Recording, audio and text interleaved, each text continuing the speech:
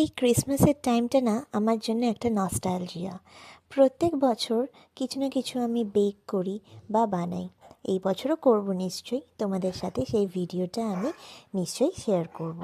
কিন্তু জানো, কিছুদিন আগে না আমার খুব গার্লিক ব্রেড খেতে ইচ্ছে করছিল। তো অভিষেক বলল যে ওটা আর অর্ডার দিয়ে লাভ নেই, আমি নিজেই বানিয়ে দিচ্ছি। ঘরে ব্রেডও ছিল, বাটারও ছিল।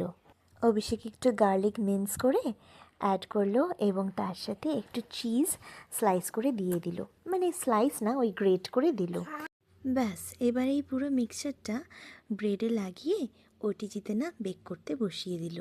জানো, একটা মজার কথা, বিয়ের আগে যখন অভিষেক আমার মা বাবার সাথে ফার্স্ট দেখা করেছিল না, তখন ও আমার মা বাবাকে একটা রেসিপি বানিয়ে খাইয়েছিল। সেটা হলো চিকেন বাটার মশালা।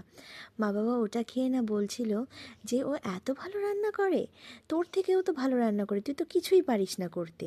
আর সত্যিই তাই, অভি আমার থেকেও দারুণ রান্না করে জানো। স্পেশালি ওই রেসিপিগুলো যেগুলো আমরা মানে ওকেশনালি খাই, ওই রেসিপিগুলো যেন ও খুব সুন্দর বানায়। ইনফ্যাক্ট আমাদের বাড়িতে না ওই অকেশনালি রান্না করার রেসিপিগুলো ওই বানায়। দেখো, তোমাদের সাথে গল্প করতে করতে আমাদের এই গার্লিক ব্রেডও রেডি হয়ে গেল। এখন আমরা বসে যাব খেতে। চলো তাহলে আজকে ব্লগটা এতটাই। আবার দেখা হবে নেক্সট একটা ব্লগের সাথে। তোমরা ভালো থেকো, সুস্থ থেকো। টাটা।